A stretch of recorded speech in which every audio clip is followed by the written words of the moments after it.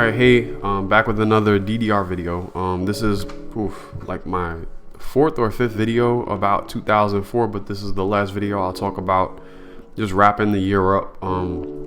Just to talk about like really the tournament that we had in 2004, which was Digital Life. That's kind of what we called it. We called it Digital Life. I believe the official name was DDR NYC. And this was like around like September, October of 2004. So Digital Life was, man, it was such an amazing tournament. They did it at the Jacob Javits Center, which is, I believe, on the west side of Manhattan. And this was like the biggest tournament that DDR had ever seen up until that time. I think JSB had won a tournament or been part of it. Yeah, I think he won a tournament where he won a DDR machine or something like that. But aside from that, I don't think there were any tournaments that were as big as Digital Life. It was so cool, and it was so fun because it was in New York City. So it was like in our hometown, you know.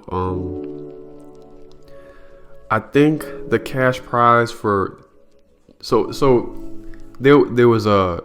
The thing about Digital Life, let me back up a little bit before I talk about the prizes. There was a tech division, and there was a freestyle division. I don't remember if there was like a standard level division, and I don't remember if there was an Iron Man division in 2004. There might have been, but it might have been on Sunday, and I didn't go to this tournament on Sunday, which I'll talk about later. So I don't remember about Iron Man. And I don't remember about standard, but there was a tech division, and then there was a freestyle division. The tech division for Digital Life, I think first prize was $1,000, which was a lot of money at that time. So a lot of people were hyped up to go to this tournament. $1,000 for a DDR tournament was good money. And I can't remember what the prize was for freestyle.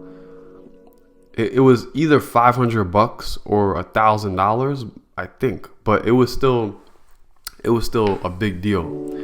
The tournament was run by Sammy. I don't remember what Sammy's nickname was back then, but Sammy had been behind the Sports World tournaments and the 2003 one that Deshaun won, and then the one that I went to, Sammy ran. So I don't know what kind of connection Sammy had, but like he was able to land a spot in this convention, this Digital Life tournament convention. Now, you can't really talk about tournament organizers or like people who ran tournaments in my region of the country around this time without talking about Sammy. Like these Digital Life tournaments wound up becoming some of the biggest DDR tournaments around that time. And Sammy, I think he owned a couple of DDR machines, so he would either rent them out or take them to different places. Because I had been to Sammy's house the following year to test out something that he was going to do for Digital Life in 2005. But for 2004, he was involved in a lot of like DDR tournaments, and he was the one running the tournament. Don Frequency, he was hosting the tournament. I don't remember if Perfect Asymmetry helped run the tournament, because Perfect Asymmetry Deshaun helped run the tournament in 2005.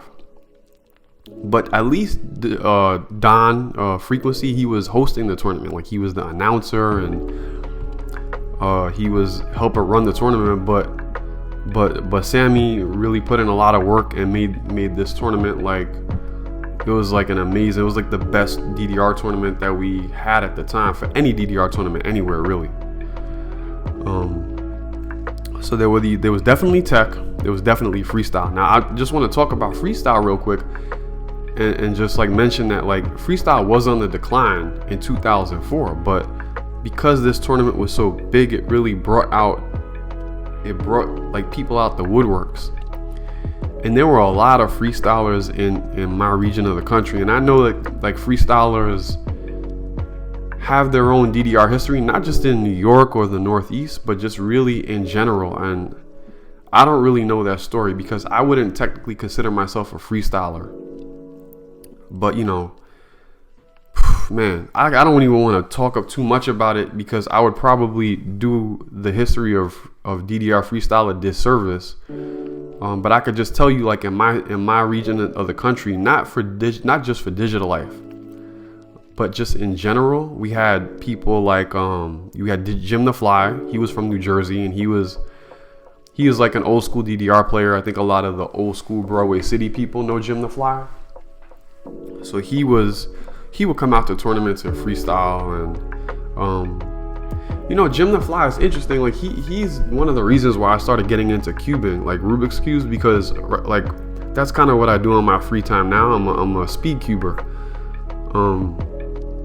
But I remember being at the Sports World tournament, the one that I played 10 at, the one that was the following year after Deshaun one, and I remember seeing JimTheFly solve a Rubik's cube. And I was just like, this is like, Rubik's cubes had like been popular in the 80s, and then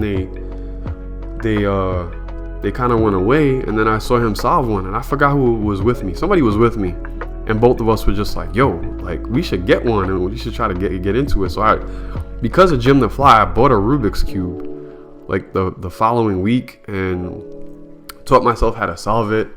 And I've been on and off solving Rubik's cubes since that time, like around 18. And a couple years ago, I got into speed cubing, so now that's what I do on my free time a lot. But JimTheFly was a prominent freestyler. DollarBill was also a prominent freestyler. I just want to back up real quick to give JimTheFly credit. One of my most favorite DDR freestyles is his Vanity Angel freestyle that he did at one of the CSA tournaments. I think he did it at CSA 2. And I really like that freestyle. But anyway, DollarBill was also another freestyler. I believe DollarBill was also from New Jersey. He would show up at a lot of DDR tournaments and do freestyles.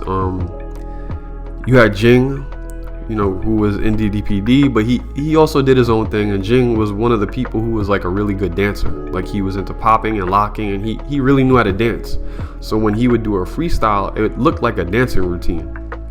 It looked less like a DDR routine and more like an actual dancing routine. He did some good stuff. Aside from Frequency from Long Island, there was another Long Island freestyler that I remember named Crazy Marty. Me, Frequency, Crazy Marty, and Devil in Black were in a music video that had DDR in it like a few years later. I remember Marty. He was from Long Island. He was a freestyler. You had people who were from Albany who had entered.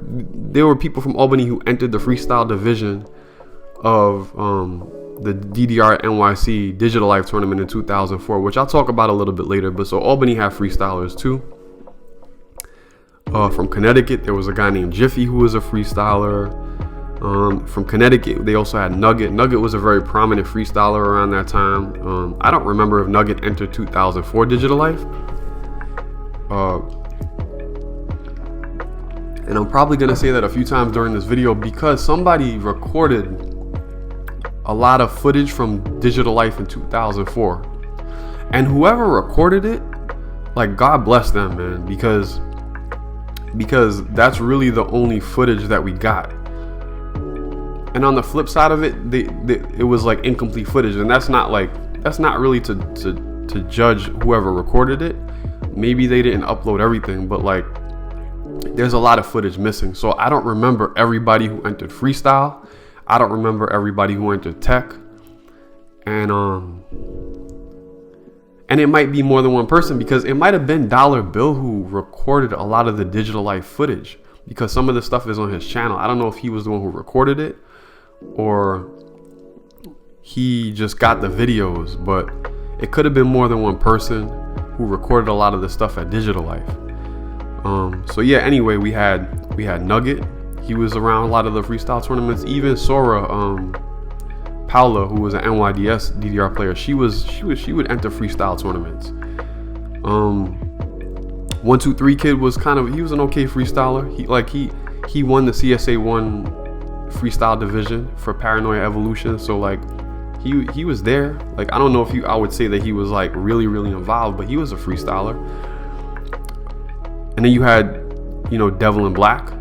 And the thing about like between Ash and Fat Axel, the thing about both of them was that they really knew how to dance really well. And Ash was a good dancer. If I had to pick somebody who was like my favorite freestyler personally, it would be Ash. It would be Devil in Black. He really embodied that Broadway City feel of like making it look fun to play DDR. Like if I was gonna aspire to be like anybody in terms of freestyling, it would have been either Ash or Vyzor. Like both of them made freestyling look really fun. But Ash, Devil in Black, was like one of the better freestylers around this time period. And then Fedak, and you know, like really the thing about Angel was like Angel in 2005, Angel came to be one of the better DDR players really in the country. I don't know exactly what was going on in other places in the world. I think Take and Yasu was still playing, but like America was really banging out like some good scores, some really good DDR players. So like if you were one of the best in the country, you were also one of the best in the world, really. So Fedak was up there, but the point that I'm trying to make is, aside from that, Angel is like one of the best dancers that most of us had ever known. Like Angel was a phenomenal dancer. Like we would all go out to clubs or bars, and Angel does like the best Michael Jackson impression that like all of us know. He was on TV for dancing. I think he was on So You Think You Could Dance, I believe. He was on MTV for DDR, but he was an amazing dancer. I think he danced with Le Twins before, and just did some really cool stuff. I was an okay dancer, like in general. I was just like this kid from Brooklyn. You know, I used to listen to dancehall music and do the bruck up, and I used to break dance and battle people. But Angel really, especially with popping and locking and choreography, Angel did some really good stuff. I don't think I've ever seen Angel battle somebody when we went out to a club or a bar and lose. Like the person was better than Angel. Angel's always the better dancer. Like if I ever saw him like go up against somebody, not even me and Ash, like I was okay. Ash was a way better dancer than me, and Angel was better than the both of us. Like, and I've never been to a club and saw Angel get out danced by somebody. So like he was definitely in the mix when it came to the freestylers around that time. And last but not least, what I'll say is like the one thing I really liked about Vyzor, and me and Vyzor joined this Jacob Javits Center together as a team to compete. The thing I liked about Vyzor is he really developed his own style when it came to DDR freestyle. A lot of people in New York City, especially from Broadway City, wound up like being influenced or branched off of the old school Broadway City group of DDR players, and that's Dre, Darwin, Nate, Nat, Devon. Like that group created a lot of what we know as New York City freestyle back then, like having fun. It was like this, it's hard to explain. It was like this little bounce that they did, but it didn't even look like they were playing DDR. So to give them credit, a lot of stuff, and this is not to take any credit away from Ash, like Devil in Black or Stefan 123 Kid, but a lot of the stuff that old school group was doing kind of branched down into Ash and Stefan, and then I was influenced by Ash and Stefan. So even like my K-Set freestyle, that could be traced back to like the old school Broadway City, you know, Dre and Darwin and them, and Nate and Nat and Devon. But Julio really just went in his own direction and did his own thing. And Julio had a very unique style when it came to New York City, you know, DDR freestyle. So I just wanted to like give a rundown about that, because the Jacob Javits tournaments really it kind of revitalized freestyle. And not everybody that I mentioned entered the freestyle division for Digital Life, but it's worth mentioning.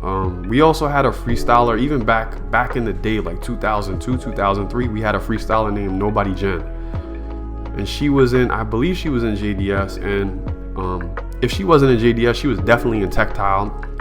remember her moving to California. I was talking about this with Jennifer recently too. She either moved to California and definitely moved to the Philippines, but like she was kind of part of the New York City beginnings, and she was a freestyler. You probably find videos of her on YouTube. If I find a video, I'll definitely put it up. But like, so yeah, the tournament itself was like a movie. It was such a big deal, man. Like, this tournament was the closest thing that New York had to Comic-Con. Back in 2004, New York City Comic-Con didn't exist. I think the only Comic-Con back then was just the one in San Diego, as far as I know. So like, we had heard about that stuff. I feel like the West Coast got so many cool things. Like, they got E3 and then they got Comic-Con, and like, we didn't really have anything like that in New York City, as far as I know. This Digital Life convention, this event, was the closest thing that we had to Comic-Con. And it, like, to be clear, this wasn't just a DDR tournament. DDR was a very small part of Digital Life. And this is, I think, I'm pretty sure, if there was a Digital Life before 2004, I didn't know about it. But this 2004 Digital Life was huge. There was like, I remember there was, I feel like they rented out the biggest event space in the Jacob Javits Center, and because that's where it was. And there was like free swag. There was a lot of free stuff. There was celebrities there. There were rappers there. There was a PC building competition, who could build a computer the fastest. I feel like there was like a treadmill competition where like you put your feet on like a treadmill, who could step the quickest, and all the DDR players entered that, because like, it had nothing to do with the DDR tournament. But like, we were just like, if you guys are gonna have a tournament to see who moves their feet the fastest, we'll enter that. So if you know, all of us back then, we were broke college students. We had our little retail jobs, working at Starbucks, Blockbuster, Hollywood Video, you know, Circus City or whatever. Wherever you were working, you called out that weekend if you could, because this was even before we knew what the event was going to be. Just hearing about the lineup and how big the DDR tournament was going to be, we were like trying to clear our schedules, from what I remember. I think that this was when we all worked at UPS, so I think a lot of us were just like, it could have been, I don't remember, the 2004 2005 time period. There was a time period where a lot of us worked at the UPS hub near 42nd Street, but like, wherever you worked, you called out for this. This was going to be a big deal. In terms of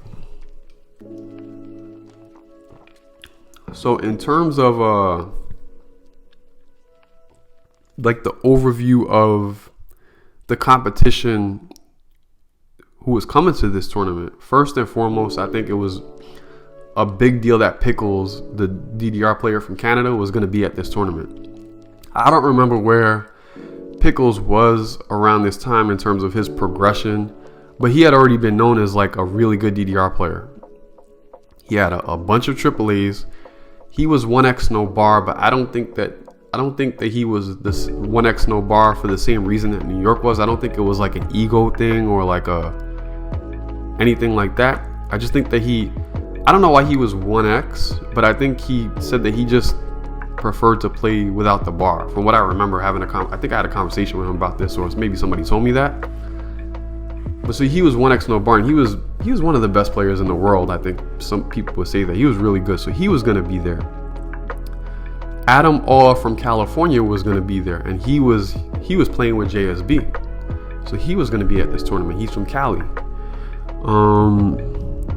Big Goblin from Maryland, he was coming to this tournament. Chris Fire and Dino from Staten Island were at this tournament. Big Matt was at this tournament. David Togo. Then you had everybody from New York. It was David Togo. It was Devil Black. It was me. It was Fedak. So it was Jinx. I think this was after Andre beat me in the FYE tournament, but he was still around for a little bit. So Jinx was at this tournament. So many people were at this tournament, and you know, one of the groups of people who came up to this tournament in 2004 was the Florida DDR players. Now, the funny thing about the Florida DDR players, or rather one in particular, was there was a Florida DDR player and his nickname was Tiger. I think he spelled it Tyger. And at the time, around the beginning stages of DDR, and not necessarily Jacob Javits, but like 2002, 2003, 2004, there was a DDR player in California who his nickname was either Tiger or Tigger. I can't remember, but it was either Tiger or Tygger or Tigger, but his nickname was Tigger. And I think he used to play around the same time as JSB. He was really good off a rumor. Maybe if I remember correctly, I saw like one picture of like an accomplishment of his. But if I remember correctly, before the lore of JSB, like he was the guy from California. If I remember correctly, I don't want to like speak too much on California DDR history because I don't really know. But from what I remember hearing it on the East Coast, it was like, Tigger was one of the best DDR players in California until JSB. And again, I can't really speak too much on California DDR history, but you had NorCal and SoCal, so Northern California and Southern California.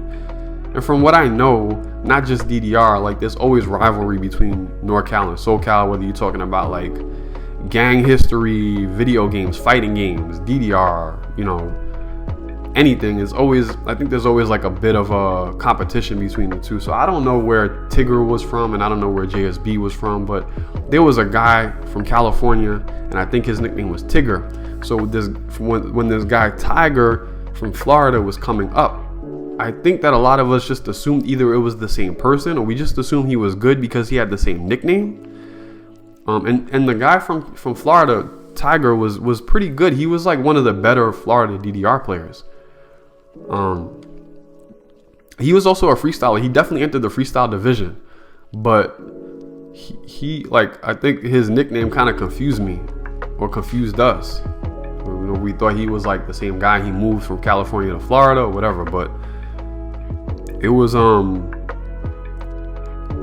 it was a good time. It was setting up to be a good time. So the tournament started, and on Friday, one of the things that happened was that we were gonna tag team Legend Road, and around this time, it has started becoming a little less impressive to tag team Legend Road. I don't think too many people did that just to begin with. But it was still kind of impressive.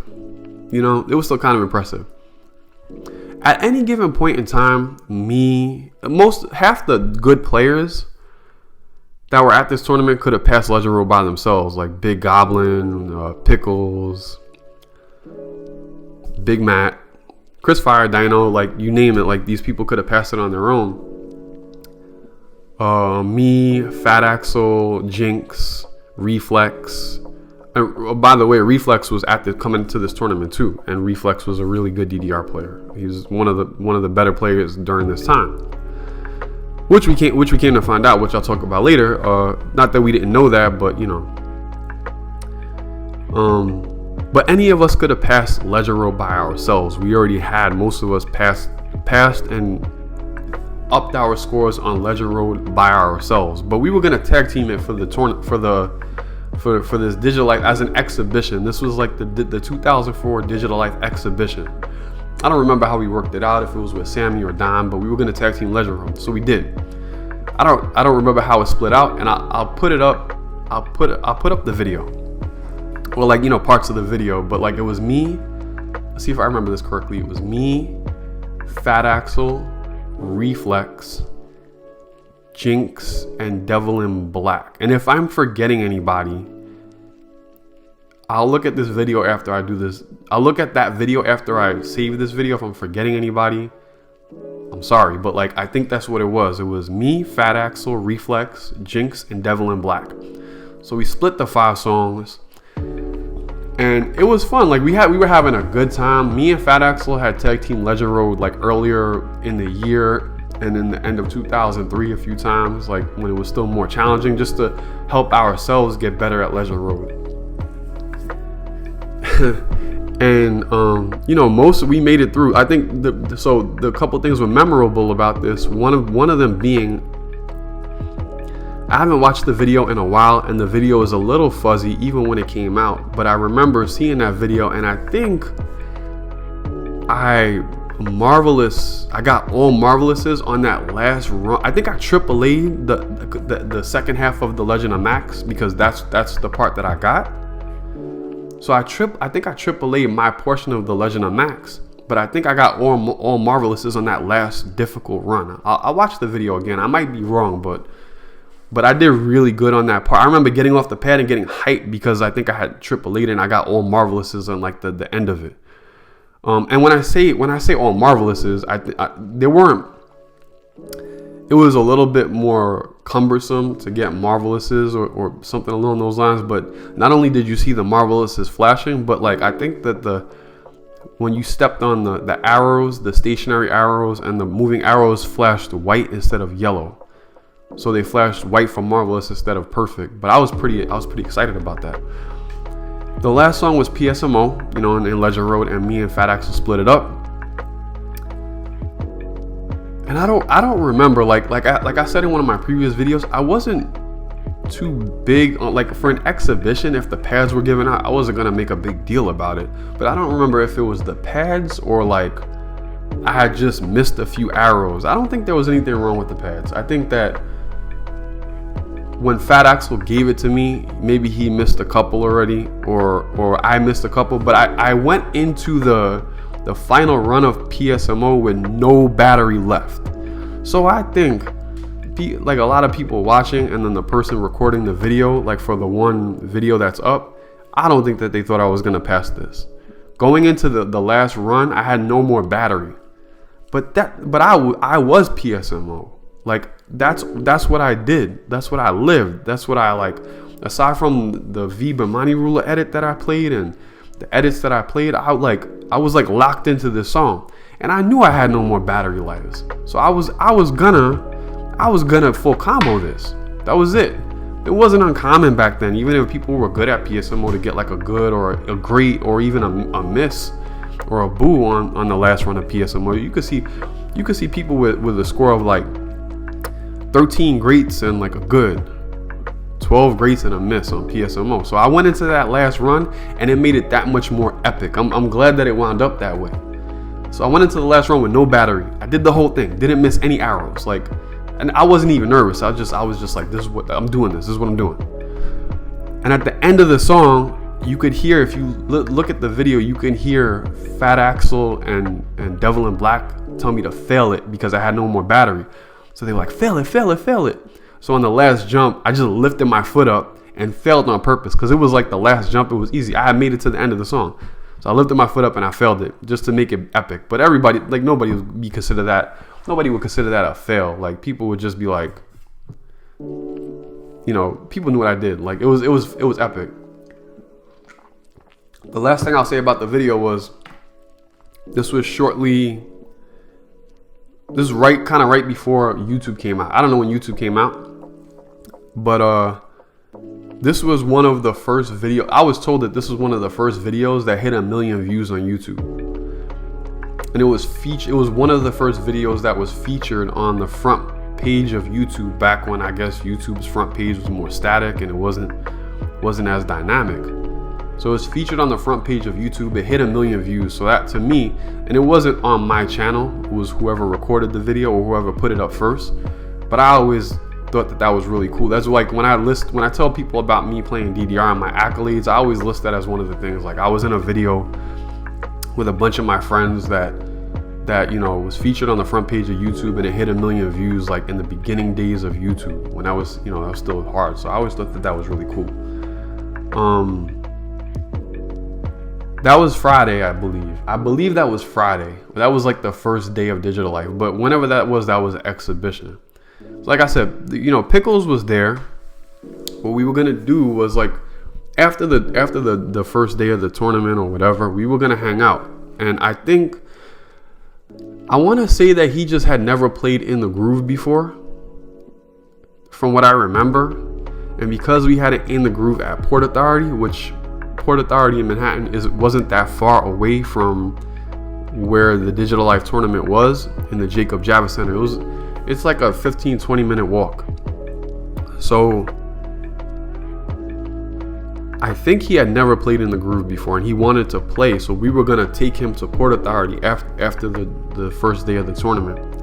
He might have played it, and maybe he just played it once and he wanted to play it again because he was in New York. So, you know, we were hanging out after the first day. We all went to go get something to eat. We took him to Port Authority. And then the funny thing about this story is that you know, we were at the Port Authority, the street that Port Authority is on, and I don't remember if it's like 9th Avenue or 10th Avenue, but we were on that street. And so we had to cross the street to get to the Port Authority to go inside to get to the arcade, and we were jaywalking, which is very normal in New York City. Like, it's like, you know, 9-10 o'clock at night in New York City on like a Friday or a Saturday night. So we're jaywalking and crossing the street to get to Port Authority, and we're like cutting through traffic, and taxis are honking at us and honking at each other. And to Pickles, I think he was either with his girlfriend or he was with somebody else at the time. So they're trying to keep up with us, and they're running across the street. But he was really, like, he was crossing the street. I think he had like his jacket or his book bag over his head. He's like, "Oh my God, this is crazy. Oh my God." Like, he was crossing the street. He thought it was crazy that we were doing that. This was very regular. Like, a lot of New Yorkers do that kind of stuff just to cross the street. But I remember whenever we like reminisce about like old times in DDR and Jacob Javits Center, we always talk about that because we just thought it was funny. Maybe we should have slowed down because he wasn't from New York. We didn't want to lose him or anything. But like, he thought it was insane that we were doing that. So yeah, it was a fun time. The freestyle tournament for Jacob Javits, the way that it played out was such that me and Vyzor, we did a routine. So we decided to do a routine together. We were a team. You know, if you do a routine with somebody else, excuse me, it's trickier because you guys have to choreograph the whole thing. So if one person messes up, it's much more obvious. And then if you win, you have to split the prize. So like, there's risks involved. It looks, in my opinion, it looks pretty cool if you do a routine with somebody else, but like, it's a higher risk. So me and him did the routine. Our routine was to the song Mr. T, Take Me Higher. It was a great routine. I had a really good time doing it with Julio and making it with him and like coming up with the routine. Me and him would practice at home, and then we would go to the arcades like if nobody was around in Chinatown, and we would practice that. And after we did the routine, I had a lot of people come up to us and tell us it was one of the best routines that they had ever seen for DDR. Like, a lot of people said it was a good routine. So we did that. There were 2 Albany players. I don't remember their names, but they entered the tournament and they did a team routine as well, which was okay from what I remember. It was an okay routine. I don't think I could find that one on YouTube or anything. I don't know if that's floating around anywhere. Ash entered this tournament and he did a routine. He did a routine to the song Flashdance. Now that just, I don't know what Sammy did for this tournament, but I guess he was able to switch out the mixes really quick because Flashdance wasn't on Extreme. Well, I don't know if he had a different machine for whatever mix. I think Flashdance is like 3rd mix or 4th mix. But like, Ash did the routine for Flashdance. Now, if you haven't seen this routine, you should go on YouTube and search for it. It's like the coolest routine. The audience found it really entertaining, very engaging. But you know, the song Flashdance is like this is like a happy hardcore version of the song What a Feeling, you know, like the old 80s song. So Ash came out in like this workout gear, this tight workout gear with like this sash around his waist. He did the whole Richard Simmons thing. He had like everybody clapping in the audience. And the reason why we were so hyped is because this was like an old school New York City routine, and I don't know who was originally responsible for this routine, so I don't want to give credit purely to Osh. Osh was cool with all the old school DDR people from Broadway City, but it might have been Dre's routine originally. I don't know that for a fact. I don't want to take away credit from Osh, but I also don't want to not give credit to whoever's routine. I think this might have been a bit of controversy behind this, because I don't know where it originated from, but Osh was part of Broadway City, so like it was more of like he's representing. And man, me and Fat Axel and Vyzor and Russ was there, and I think Chris Beast was at this tournament too. We lost our minds. Like, we were so hyped that he was doing this tournament. Doing this routine. The last time I had seen somebody do this was like when I was playing DDR with my cousin in 2002. So to see Osh do that was amazing. It was so cool. Jing did a routine to Share My Love. I believe he got second place for that, and that was a clean routine. Definitely, if you want to see a good DDR routine, go look at Share My Love by Jing. That was a good routine. Adam Aw was like a good tech player, but he entered the freestyle division, and he did the song Drop the Bomb. And I don't know if he like worked it out with Sammy, where he asked for a microphone or he brought his own boombox, but he like rapped over the song. It was funny. We all thought it was funny, because he had the microphone and he was like, drop the bomb, let me see that thong. Like, me and Jinx used to think it was hilarious. Like, we all thought it was funny. So he entered the freestyle division. So Fat Axel entered the tournament, and I believe he did a routine to Get Up and Move. And now I can't remember if it was him or Jing or somebody else who got second place, but his Get Up and Move routine was really good. I don't even think it's online. I just have it on my computer. I'll probably put it on my YouTube channel. But Angel, his Get Up and Move routine was really good. So I can't remember what he placed, but I think he may have gotten either second or third place for that routine. The way that the freestyle division turned out was that me and Vyzor won. We got first place for our routine for Mr. T Take Me Higher. There was a little bit of pushback from the Albany team. The two guys, I don't know if they were in SFSA, but I remember talking to Reflex and I believe SFSA Rock. Just to give him credit real quick, SFSA Rock was also a very good DDR player from Albany. He used to play with Reflex, and he was one of the better players from Albany. And then there were also 3 female DDR players who were really good from that area. Monica, Chaika, and Cassandra, I believe. Cat, I think her nickname was just Cass, I believe. But like, they were all really good too. And they used to play with Reflex and SFSA Rock, and yeah, there was even a DDR player up there. Her name was Crystal, SFSA Blue Jacket Girl, and she played a lot too. They had a lot of good DDR players up in Albany. You had there was Daryl, and then there was SFSA Mel, and Albany had a lot of good DDR players up there at the time.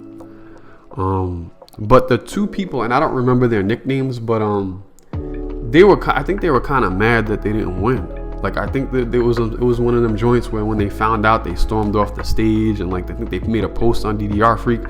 I didn't really let it bother me too much. I think I remember talking about it with Reflex or Rakim, and I think they would just explain it to me like, yeah, those guys, like, they had been practicing that routine for a long time, and they were upset. I think they just expected to place higher. I believe it was me. Maybe they got third place, I don't know, or maybe they got second and they thought they could get first, but I believe it was me and Vyzor who got first, and I believe Jing Share My Love got second. And if I'm getting this wrong, whether it's like Fedak or somebody from Albany, let me know in the comment section, because I don't remember how the order played out, but me and Vyzor got first place. So that's how the freestyle division played out. I believe DollarBill has some of those videos on his channel, and I have some on my YouTube channel. You know, for these DDR tournaments, a lot of people would come over. They would come through, and I would invite people, and I would always have like an open door policy in terms of like people crashing for the weekend.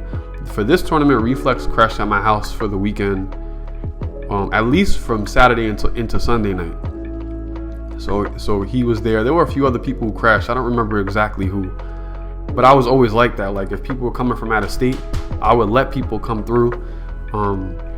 And in 2005, which I'll talk about in another video, I remember like being very vocal, hitting people up on either AOL Instant Messenger or like going to Aaron in Japan and going in people's message box or DDR Freak people's message box and being like, hey, if you want to come through, you can crash at my house for the weekend. You don't have to worry about a hotel or anything. And that's how it was. Like I said in one of my previous videos, like if it was like people who were like a little bit younger or their parents were a little apprehensive, my mom was very open to like talking to people's parents and like just to reassure them that like, you know, like this was actually a house, and like my mom was like there and everything. So like I do remember Reflex staying at my house for this tournament. It was always a good time when Brendan came through. We had already been friends with Brendan because Adam STF would take us up to Albany. We would go play with Brendan, me, Fedak, Adam STF, Reflex. So it was cool. The thing about the tech division was, like I said, there was a lot of competition there. We had Chris Fire and Dino, who either one of them could have won this tournament. They were both up there. You have Fedak, who, in my opinion, there was like a subtle rivalry between Chris Fire and Fedak that slowly developed. They were cool, but like from a competitive standpoint, they used to kind of like, it was like that. And even Dino for a certain degree. But like, if anybody was gonna take this tournament, in my opinion, it would have been between Reflex, Pickles, and Fedak. And there's a funny story about Fedak played Pickles in this tournament, but I'll get to that in a little bit. But it would have been the three of them. But you know, Big Matt was there too, and Matt was really good. And the thing that used to piss me off about Matt from a friendship point of view, because I had already developed like a cool friendship with Matt. Matt would always get so nervous during tournaments. Matt would like perform at like 60% of like his ability. And I always wanted, even when I stopped playing especially, I wanted Matt to be like, I think I wanted this for Matt more than he wanted, and I don't think Matt really cared about this, but like for me, the hierarchy or the order had to be restored in New York. Like it was Ironfoot, and then it was Perfect Asymmetry, and really after Perfect Asymmetry, it really should have been Matt, because Matt had been playing just as long as Deshaun, and I'm talking about somebody who just comes in and like is that much better than their competition and just like takes off. And I feel like after Deshaun, it really should have been Matt. If it wasn't gonna be like Sarcastic Mofo, or it wasn't gonna be Vagrant Fiend, because those are the other two people around that time period. But Sarcastic Mofo, like I said, he had fallen back. Jeff went on to like in these tournaments, like I said, I don't remember if 2004 had a standard division, but in 2005 and I believe 2006 they did. And Jeff, he went on to enter those. Like Jeff would, I think from what I remember, Jeff really didn't like the whole people exploiting weaknesses and picking 10-footers. At one point, Jeff had the same trouble that I did with drumming his feet. But I think, like I said, he just didn't progress the same way that we did. So people would just pick Across the Nightmare or V Oni on Jeff. And Jeff kind of went on to enter these standard division tournaments. I think he won one of them. I don't remember which one he won, but I think he won one of them. Or got second place in one of them. He placed really high. But if it wasn't going to be Jet, like Sarcastic Mofo or Vagrant Fiend, in my opinion, it always should have been Matt before me. But like after I stopped playing, I wanted Matt to win the 2006 Digital Life tournament. I really wanted him to win. just to say like he won that, you know. I don't think that Matt cared as much as I did about this. That was just what I wanted. So Matt was in this tournament, Jinx was in this tournament, Pickles was in this tournament, Reflex was in this tournament, Togo was in this tournament. And the thing about David Togo was that like David doesn't get enough credit. He was one of the first people to SDG Max 300 in New York City, aside from 123 Kid. You had if David was in a tournament, you had to be good at 10 footers. David was good at all the 10 footers. And David was also one of the few players besides Pickles who played on his toes. David had a tremendous amount of stamina. He was very accurate. I think David was also, he was very much 1x no bar. The thing about Togo though was that he just wasn't good at the sorrow songs like earlier in the DDR mixes. So like, as long as I could keep up with him at Max 300, and really like when I started getting okay at Max 300, I wasn't better than David at it at first. Like, if I was playing DDR against David or Fedak, so like,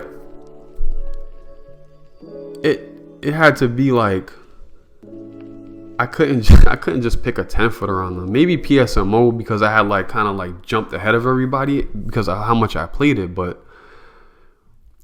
The thing about David, he wasn't good at the sorrow song. So like earlier on, if you were playing against David, he'd pick Max 300 on me depending on what part of the timeline we're talking about. And he would get like maybe 5 greats on it, and I would get like my 10 to 15 greats. I would pick like L'Amour or Reign of Sorrow or Tears on David or Vanity Angel. And David just wasn't good at those songs compared to everybody else. That was his weakness. I think eventually he learned how to play those songs, but you know, to give David credit, he was like one of the first people in New York City who pushed the 10 footers. You had to be good at 10 footers because of people like Big Matt and 123 Kid, but because of David Togo. He was in this Javits tournament. And then there was me. I entered this tournament, and I didn't want to enter this tournament. And this is really why. By this time, this is the end of 2004. By this time, I was so heavily invested in options that to me, this wasn't going to display who was the best.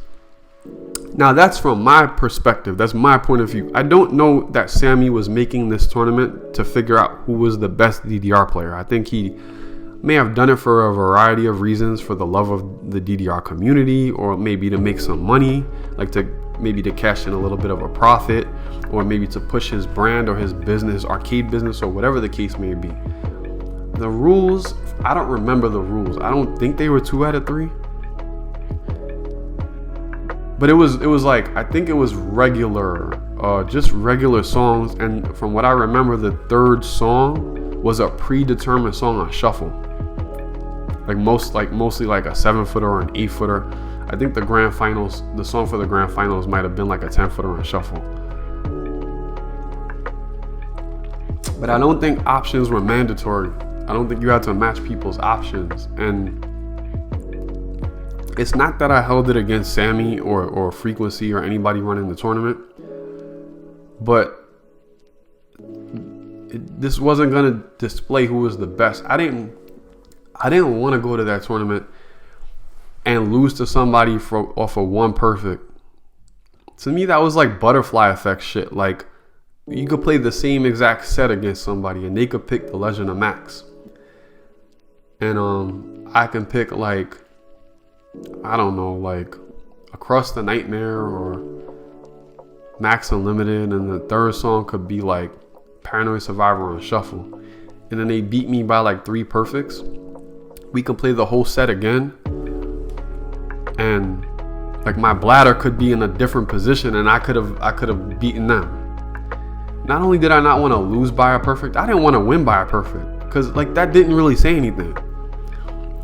Entering this tournament, I played two people that I remember.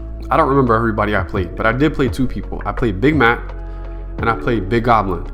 this was one of the first times I remember beating Matt in a tournament, like in a match, because I had played Matt years ago when I was first playing DDR, and Matt like washed me. I may have played Matt in like a South Beach Arcade tournament or an NYDS tournament or a Fun Station tournament. I don't remember, but I remember playing Matt in this tournament.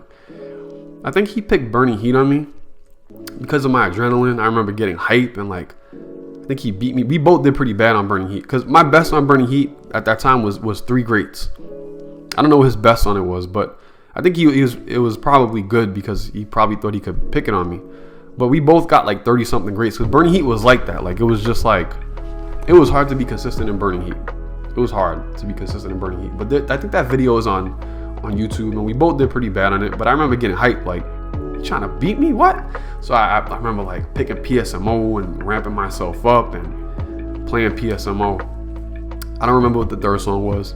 I beat Matt, but I didn't beat him by that much. Like, I did not beat Matt by that much in that tournament. And it didn't feel good, because like there was this whole options menu that we weren't utilizing.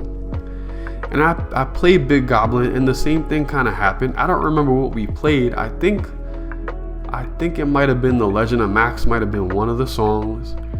And I feel like another one of the songs was like one of the live band songs, like Mike and Nickel Rock, or Heaven is a 57, or Across the Nightmare. And the third song, I think, was Dam Daddy Dam on shuffle. And I beat him by like a perfect or something. Like, that didn't mean I was better than him. Like, we could have played that set again, the same exact set. And he might have beat me by 2 perfects. I beat him by a perfect. And I remember leaving, this was the night before. So like, this was like a 2-day thing. Like they did the freestyle division on Saturday, I believe. And then they did half of the tech division on Saturday, and then they did the rest of it on Sunday. And I remember just thinking to myself, like, going home that Saturday night with Reflex and like Fat Axel and coming back to my house or whatever. And I remember thinking, like, I don't want to go to this tournament. I don't want to participate. I don't want to be part of it and like lose to somebody by a perfect in such a big tournament, or even beat somebody by a perfect. That wouldn't have meant that I was better than them. It just meant like at that particular point in time, I was better. And that was what the tournament was about. It's not to say that like, this was for me. This was my own personal reasons for like why I felt like I didn't want to participate. Like, I wanted to prove to the world that I was the best at that time. And beating somebody by 2 perfects or 5 perfects or 10 perfects wouldn't have, to me, that wasn't going to prove. When you had shuffle and you had S4R and you had hidden shuffle flat, there was so many things in the game that nobody was AAA. Nobody was AAA max 300 on S4R in 2004. There was so much room for improvement. And this is the reason why I bring this up. And I spoke so much about this, and this affected my DDR, like the way that I played and like what I was willing to enter and not enter, because I feel like on the flip side, people weren't entering standard division tournaments. People who were AAA PSMO weren't going to enter the standard division of a tournament, because like the same thing could have happened. Again, this is my opinion. Like, I'm not saying that this is right or wrong. I'm just saying, like, if Pickles or Big Matt entered the standard division of like a Jacob Javits Digital Life tournament or a big tournament, these guys had mad AAAs. Big Goblin, like, at some point I think he AAA'd Extreme. But if they entered a standard division tournament, they would play against people who could AAA everything on standard, who couldn't even pass PSMO. So imagine somebody like Big Goblin or Pickles or Matt, who are AAA 10-footers and gotten under 2 greats on the whole game or something, playing against somebody who is just good at standard, and losing to that person. Like, the first 2 songs, both of them AAA. The third song, Big Mac gets 1 great, and then the person AAAs, and these are all standard songs, and then they lose. Because I wanted to be part of a competition to see who was actually the best. To me, that wouldn't have proved, like, a standard division doesn't prove who's the best. It just means that, like, at this particular point in time, you got the most perfects in standard. And that's what the heavy division was to me, in my opinion. Like, it was like most of these songs are on standard, but we have this whole options menu. So like me beating Pickles or Reflex by like 2 perfects, or them beating me by a perfect, that wasn't gonna prove who was the better player. So for me, that wasn't gonna prove who was the better player, and I didn't want to either win or lose like that. To put all my time and effort and stress and energy into such a small margin, when there were ways to see who was the better DDR player. So I woke up on Sunday morning, and everybody was getting ready at my house, and I remember telling them like, I'm not going on Sunday. You know, me and Julio had already won the freestyle division, and I was just like, I'm not gonna go. I don't think I elaborated too much on why. Maybe from Reflex's point of view, maybe he was a little relieved because like that was one less person that he had to worry about. Because I would have been relieved if Reflex was like, oh, I'm not coming on Sunday, and I was part of the tournament. I would have been like, well, that's one less person I got to worry about. In general, like I did like when I invited people to these tournaments, I wanted them there because it would have been a good time, but I also wanted competition in my face to prove who was better. Which is, I think that's why I mentioned it earlier about like inviting people to New York and hitting people up in their Aaron in Japan message box and AOL Instant Messenger and DDR Freak Messenger, their message boxes. But like I used to hit people up because I was like, I want people from Ohio and Chicago and California and, you know, the South and the Midwest or whatever, come through. Like we'll show you around, we'll show you a good time. But I also wanted people there because like this is how we can prove who's the best. This is how I could compare myself against people. So, you know, I woke up, I told Reflex and everybody else, I was like, I'm not gonna go. And the way the grand finals played out, it was Pickles versus Reflex in the grand finals. I don't know who got 3rd place in this tournament. So if you watch this video and you remember, like, please let me know in the comment section. But Reflex won the tournament. He got 1st place, and it was really well deserved. Pickles got 2nd place, and it was also very well deserved. Like Pickles was a really good DDR player. So Reflex won. And you know, another thing, the last thing I'll say about Reflex is like, keep in mind like New York City really pushed the option stuff. Like after that CSA 2 tournament with JSB, we pushed options. Like we were into options. We thought that was the future of DDR. But remember that Reflex was on the pad when JSB got 9 greats on the Legend of Max. He was on the pad with him. So he was affected by JSB too. So Brendan, independent of like me and Fat Axel and Jinx, Brendan was playing option stuff too. Like he would randomly post up like his shuffle scores on 10 footers and whatever on DDR Freak.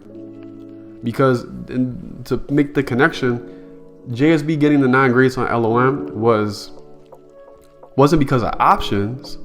I mean, it was because of options, but he didn't get 9 greats on LOM shuffle.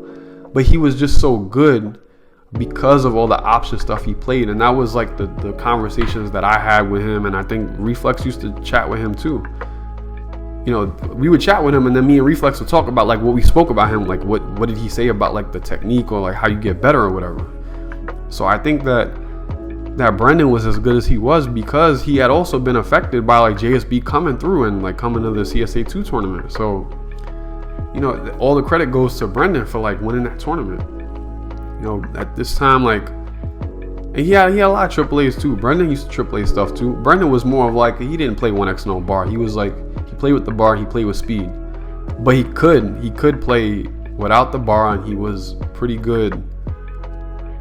I don't know if he was so much okay at speed, but like Brendan had plenty of AAAs.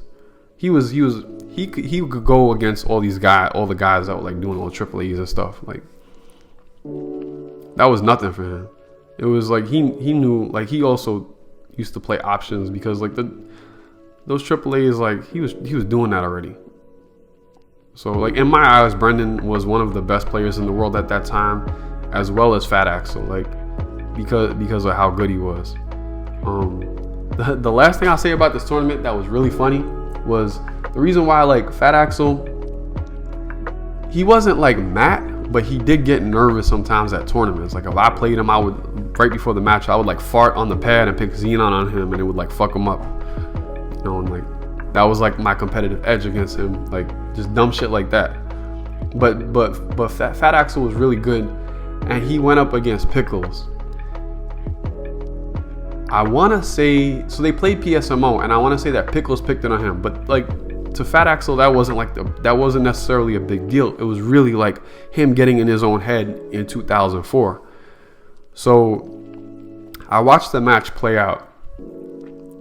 Pickles, I don't remember all the songs that they picked against each other, but Pickles won the match.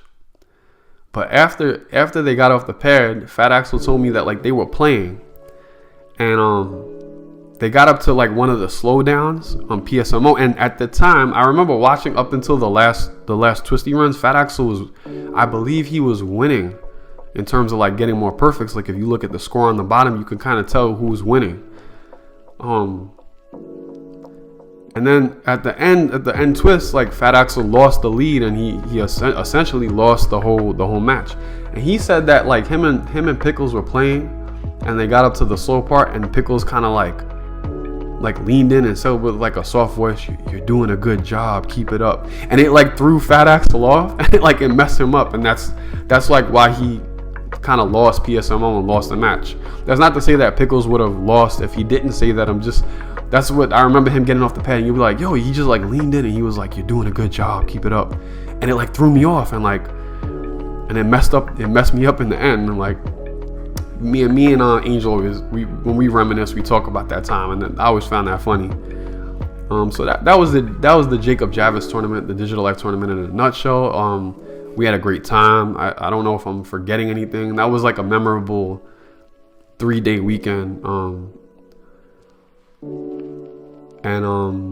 You know, if you're watching this video and you were there during that time, let me know. Like, let me know if you had a great time. If there was other things at the event that I forgot, let me know. There was so many things. There was like a little fighting game setup, and there were like PCs, and like I said, like so much stuff. And I guess it kind of set the bar for what was going to come next year. So, you know, let me know what your memories were of Jacob Javits Digital Life 2004. If I forgot anything, let me know, and I will be back with another video soon. Thanks for watching.